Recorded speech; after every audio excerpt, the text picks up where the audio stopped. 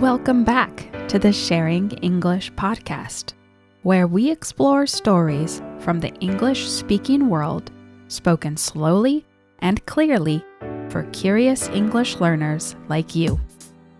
Let's get started. Hey everyone, it's Freya. Every time my family travels to the United States, food is one of our most discussed topics. And yet, one experience has proven a bit elusive: finding a classic American diner. Not a trendy brunch cafe, not a famous restaurant with a long waiting list, but a random, slightly worn local diner. So I search, I scour Google Maps along our traveling routes, I read social media forums, we keep an eye out wherever we drive.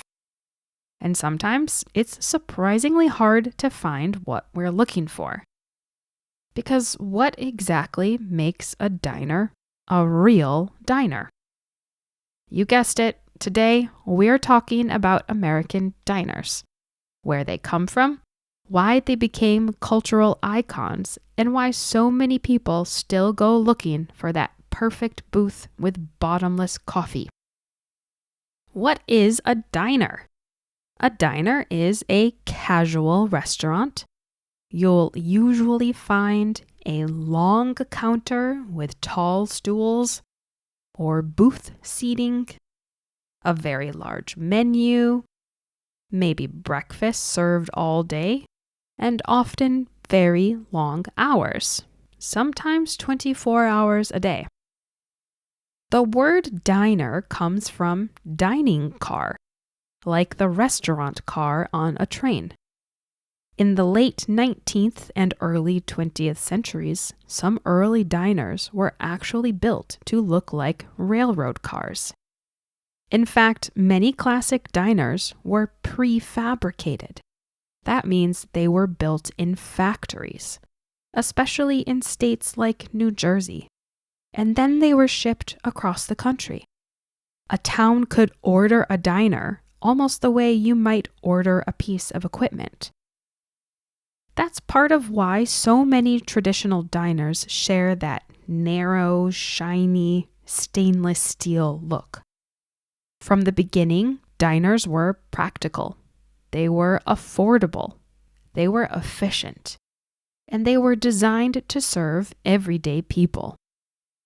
Diners grew alongside industrial America. As cities expanded and factories ran long hours, workers needed places to eat that were inexpensive and open late, or early. Diners filled that need.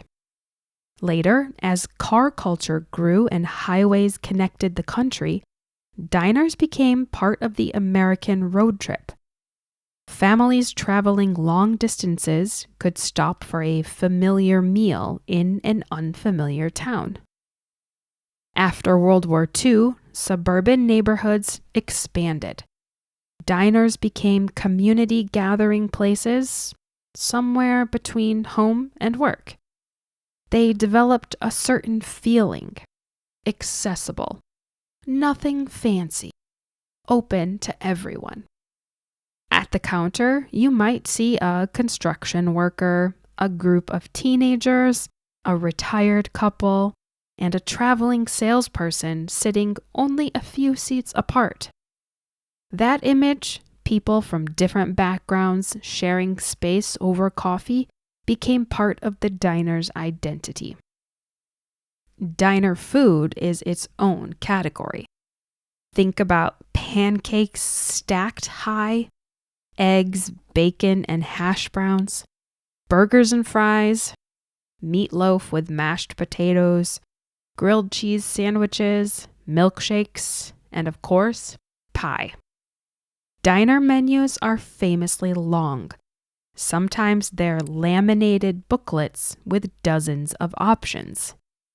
And one of the most American feeling details: breakfast all day. There's something comforting about knowing you can order pancakes at 8 p.m. The food isn't designed to impress. It's designed to satisfy. It's familiar, filling, and reliable. You know what you're going to get when you order a stack of pancakes. Now, even if you've never been to the United States, you've probably seen a diner.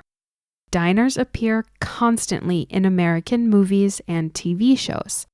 They're where characters sit in booths talking about relationships, where detectives drink coffee late at night, where road trips pause for a slice of pie.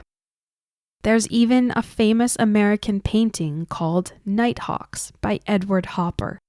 It shows people sitting inside a brightly lit diner late at night. The image has become one of the most recognizable scenes in American art.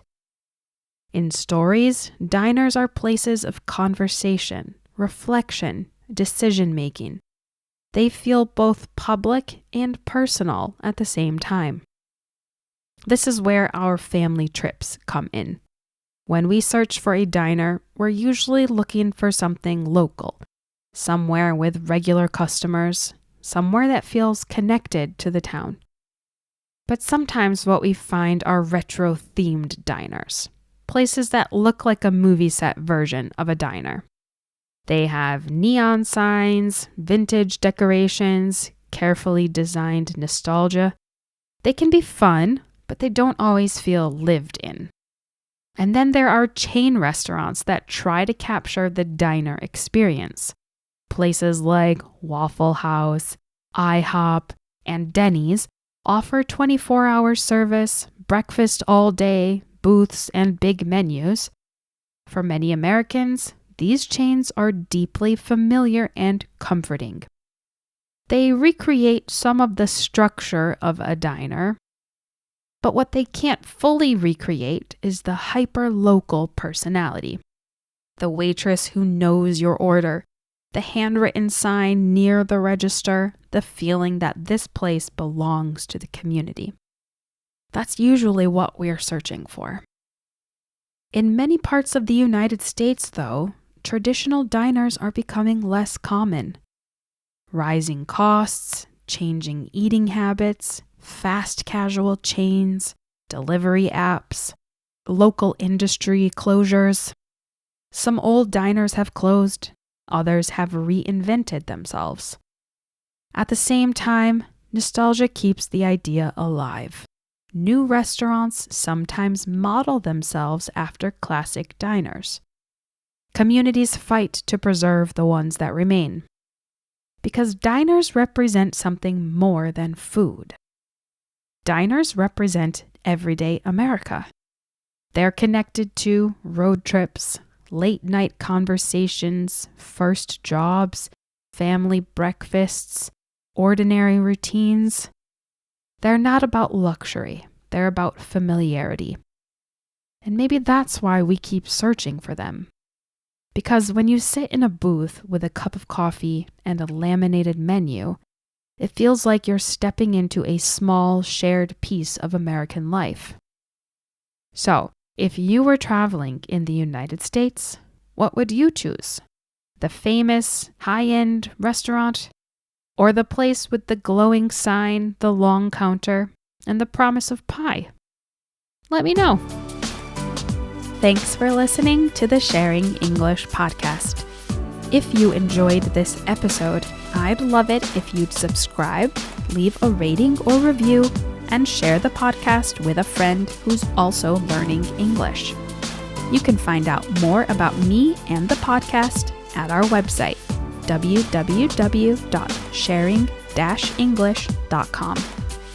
New episodes of the Sharing English podcast are available weekly wherever you listen to podcasts. As always, let me know, what topics are you interested in hearing more about? Until next time, keep listening, keep learning, and keep sharing English.